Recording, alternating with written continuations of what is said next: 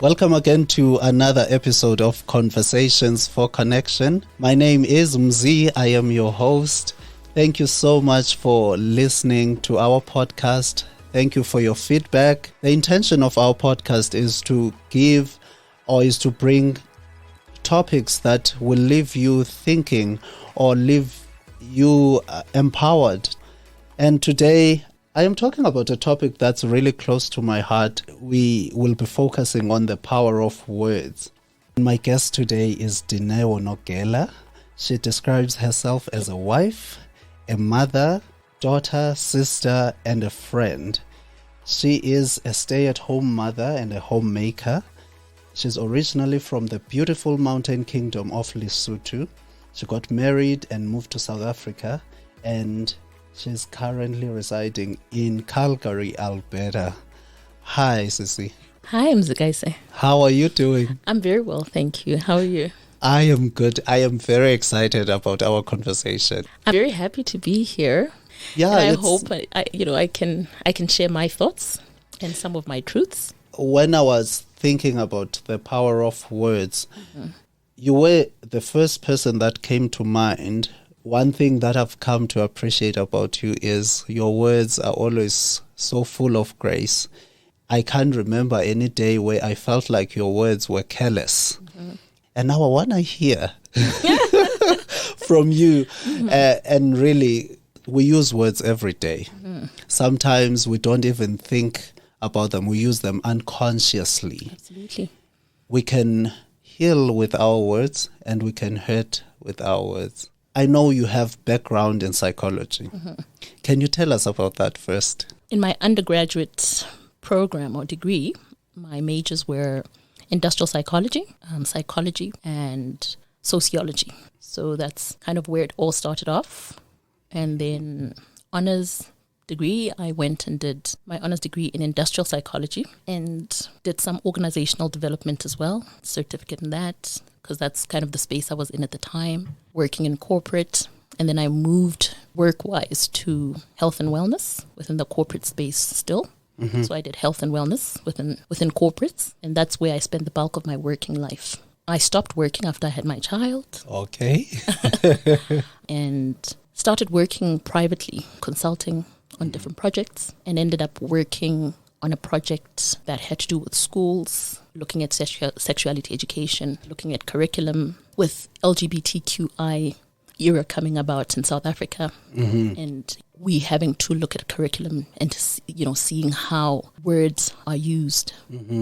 It was so interesting when I read what you wanted to speak about, because I think that's one of the things that were very poignant in my working life, where I realized how important wording is and the words that we use. It was in my time working in those projects. So yeah, that's kind of my background in terms of work and study.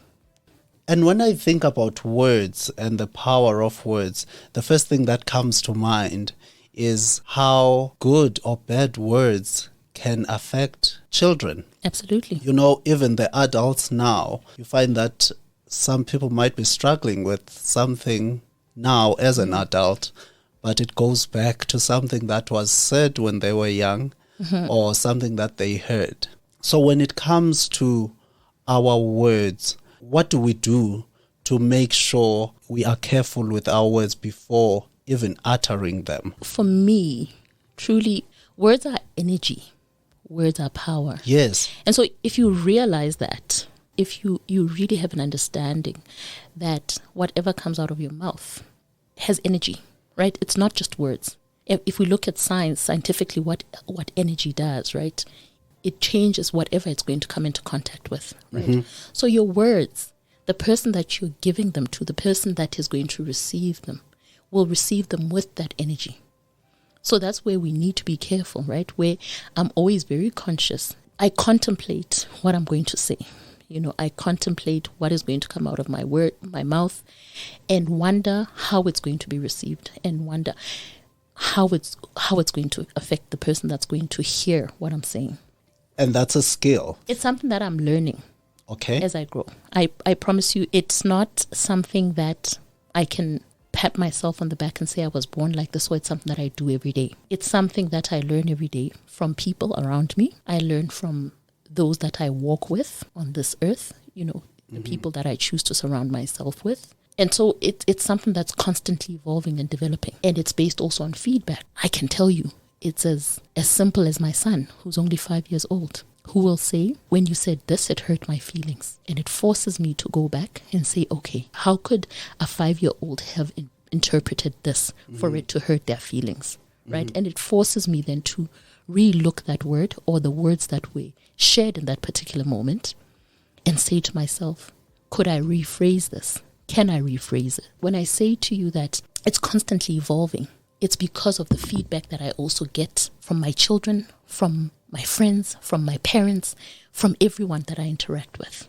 And it constantly forces me to rethink my words, to be more measured in releasing my words. I like that you mention your son.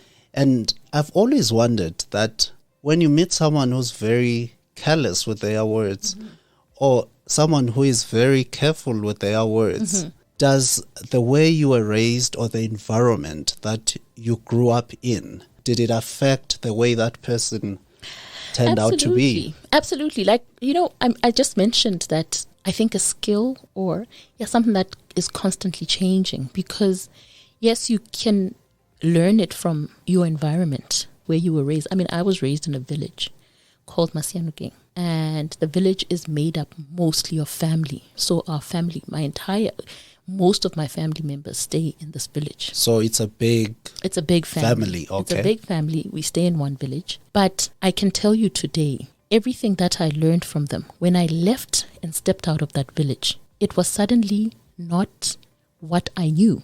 And you have to then adapt to the new environments that you find yourselves in. So exposure, being exposed to different environments. So what I'm trying to say is that you can grow up in an environment where you think this is what shaped me, but soon realize that there's a bigger world out there where people have different thoughts, different ways of doing things, different ways of doing things, right? Or different interpretation of words. Of words. But I think what is universal, what I've come to learn to be universal, is that your words, what you say to others, its foundation needs to be love and kindness.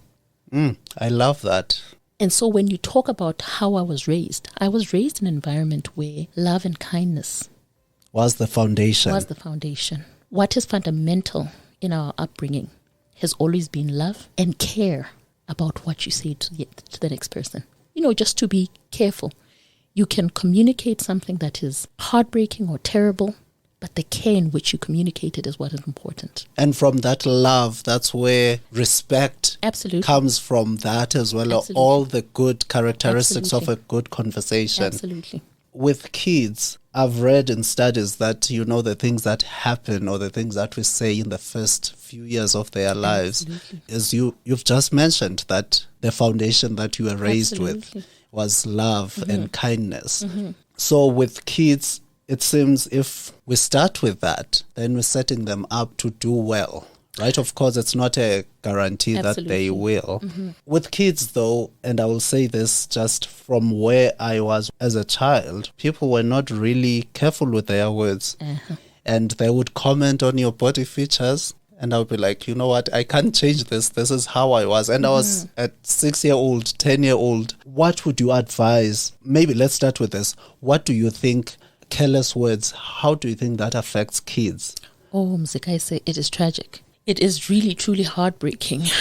I do it myself, where I've had to step back and say, perhaps that was not the best way to reprimand, to speak to a child. And I can tell you that being said, I'm cognizant of the fact that, very aware of the fact that words have a lasting effect on children in particular. Because for some, those formative years with food, the first couple of years of a child's life, those are crucial in terms of the food that you give to your child, which determines their eating habits going forward. Now, if we're going to concentrate on food, what about the things that we're planting into that little brain at that point in terms of the words we're using? It's really important because you can stop a child, right? They can hear a word from you, and you stop them, but that word is in that child's head. Yes, they'll stop themselves, or you will have a plan in place to stop them from using the word. But the word is there. It's ingrained in the child. The child will remember the word. The child will remember what was said. I mean, if you think about all these people who are going through therapy today, and it's based on when I was 5 years old, this happened. When I was 3 years old, They remember. They may not remember specifically what the words were, but they remember how they made them feel. The effect of those effect words. was felt, and anything that triggers or reminds them of that event, or that it brings up that feeling that the person felt. The words may be fleeting, but the emotion remains. And that's what we deal with in psychology. We don't deal with the words. Our problem, we're stuck on the emotions that were evoked by those words and how that person was made to feel. And now, when we speak of the words, we're saying you can remove the word, right? You can make the person not even use the word anymore. But I think trying to get the person to forget how stinging that the words that were said on that day was, that sting. I think that's where we're stuck. It seems the negative words seem to last. I think in our conversation here, we mentioned that when even with feedback, you give someone 80% positive feedback. And if you are not careful with the negative feedback, the 20%, people seem to focus on that, or the effect of that negative feedback seems to last more than the positive feedback. Well, it's something that I don't necessarily subscribe to, right? Because I truly believe that we are designed to be able to receive and process even negative feedback. It's important. I think it's important. I think it's important. I think it's something that we should actually even train our children to be able to do. Okay. Because they need to be able to separate words from themselves. At some point, it's a skill that children need to develop. Okay. And understand that, okay, this is being said. I always see these beautiful quotes that people put up on their Facebook pages or Instagram that speak specifically about this, the ability that we need to work towards being able to separate people's words from, how we ultimately feel. And I think it's also a skill that we need to learn and teach our children, right? That, okay, this is being said, but how do you receive and process it? Because it's also, words are important. And I think here what I'm trying to stress is the control that you have on the words that you give to others, right? But you have no control over the words of others to you. That you have absolutely no control over. So you can train yourself to be positive, to be graceful, to be measured in what you say to others. But you can't train other people to be the same towards you. Right? And that's even more difficult in children because there's that power imbalance. Yes, absolutely. If an adult is talking to a child, absolutely, and then the child, even if they're trying to stand up for themselves, absolutely, they'll be labeled as not being good. Yeah. So how do you balance that then with kids? Let's say you've started with the foundation that you spoke about, the kindness, the love, also teaching them to be careful with words, teaching them to know that they are bigger than whatever is used to describe them. Now there's a question about excessive praise, because now sometimes we swing from the pendulum swings from one extreme to the other, because we are so afraid of saying anything negative, which you've correctly said that it's a skill. We have to receive negative feedback, but hopefully if it's kind, right? Negative feedback can be kind. It's not always going to be kind. We don't live in a kind world. But how though? Like how can you deliver a negative feedback in a kind way? You absolutely can. But you cannot force people to deliver negative feedback to you in a kind way. You have no control over that part. The excessive praise, where do you draw the line between not being harsh or careless with your words and praising excessively? And I'm thinking this more with kids. Well, I don't know what excessive praise looks like. I really don't, because I truly feel like every parent knows their children. We are all trying to help shape these people to be decent, functioning, positive human beings. And so what becomes excessive in reinforcing good behavior? Because I don't know about excessive praise. I know about reinforcing good behavior. Positive reinforcement. And encouraging certain things in your children. Because Okay. when you're constantly saying, oh, well done, my understanding is that you are saying what you just did is the way we would like for things to happen, is the way that is acceptable.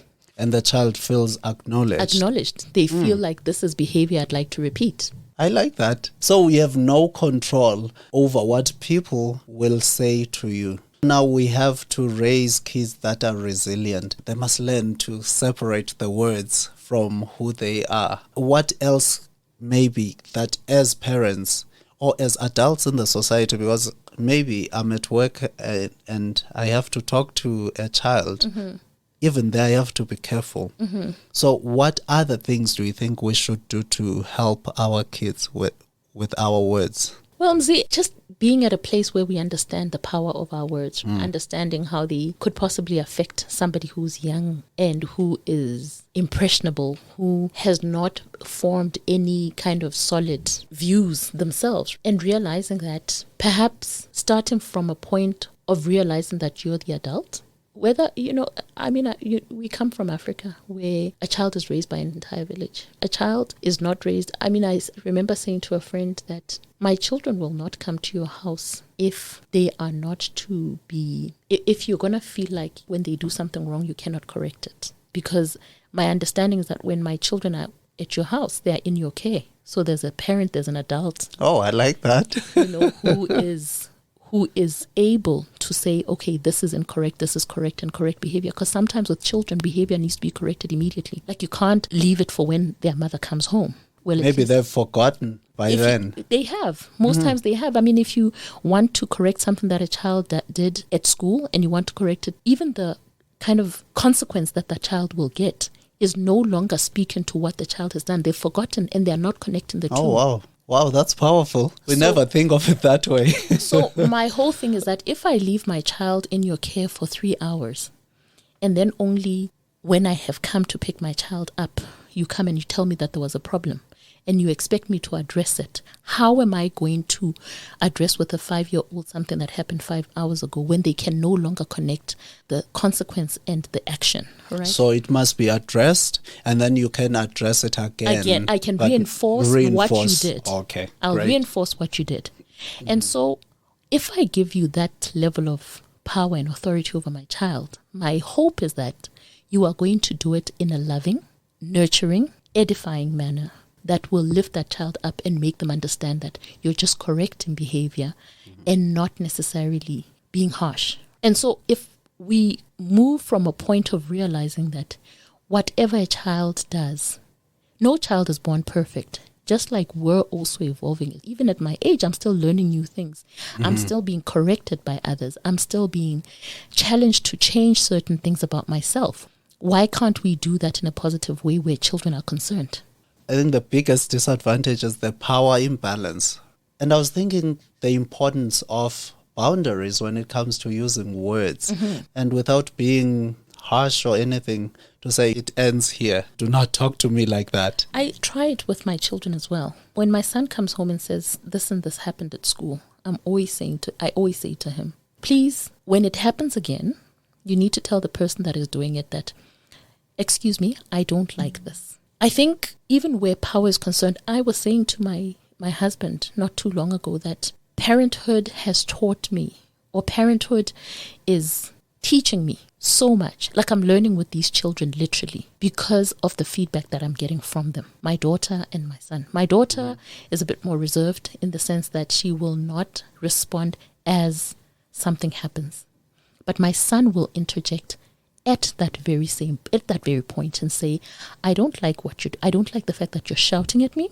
I don't like the fact that you are I don't like the fact that you were which was a new one for my husband and I. He was like, you're speaking over me. That's exactly what he said. He said, you're speaking over me and I really don't like it. The parent in me, where you speak of power dynamics, the parent in me almost went, no, you're going to wait and listen to me complete what I'm saying because right now I'm reprimanding. But I found myself frozen because I said, okay, clearly something I'm doing something that is not correct here. Because here's a human being and he's actually not appreciating the manner in which I'm addressing them. You mentioned kids pick up the how, the tone, the kind of words that you use. What's the importance of the how when we use words? It's very important because in the how is the energy that we spoke of. It's the emotions. Remember the way we speak. When you speak, we're calm. You and I are calm right now. We're having a conversation. But when you're reprimanding, there's an energy, there's emotions that are attached to what you're trying to communicate. And so the person is not only receiving the words, they are receiving all of that. They are receiving your anger, they are receiving your upset, your impatience, everything. Sometimes rejection. Sometimes rejection. Absolutely, depending on what the situation is. They are receiving all of that. And that brain is so small, it can't decipher all of those things and put them into their little pigeonholes. It doesn't know how to do that. It receives all of that and internalizes it. And with good words as well, if there is no authenticity in them, they will feel it. They will feel it. They will feel it. They will feel it. I mean, my daughter, which is something I'm really working on, I will be on the phone and she will be talking to me. And I'll be like, and she will say something that completely throws me. She'll be like, oh, yeah, I'm planning on leaving and getting married or whatever. Something big like that. And I'll be like, what did you just say? But in that, what she's taught me is that when you're communicating with someone, particularly when it's positive, you need to be all in. You need to be giving all of it, you know. Don't you think we tend to be present when we use negative words? Absolutely. And then when we use positive words, we just use flippantly and with some pretense. And, you know? I love it looking at the phone. Like, are you really focusing on what I'm saying to you? So now we really have to redirect our energy into the good words. Absolutely. Say the good words, but put the emotion, put the authenticity in there. Can the energy be the same that, you know, the same energy that we use when something is not correct? When you're unhappy with a child, you want to look them in the eye. You want to look. I remember there's also this thing that when you speak to the 5-year-olds, right, you need to kneel down, make sure you make eye contact. Is it the same thing we do when we're giving them praise? He's going up the stairs and you're going, well done, buddy. Can you not in the same way so that they understand that positive emotion and the love that is in there? I love how you focus on the effect of words in young children or in the growing humans.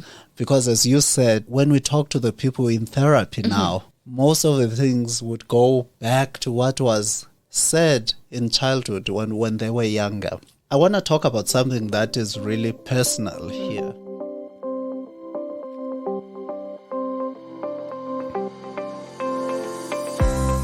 Thanks for listening to this first part of our conversation. Join us again next week as we continue with this exciting topic. Till then, cheers.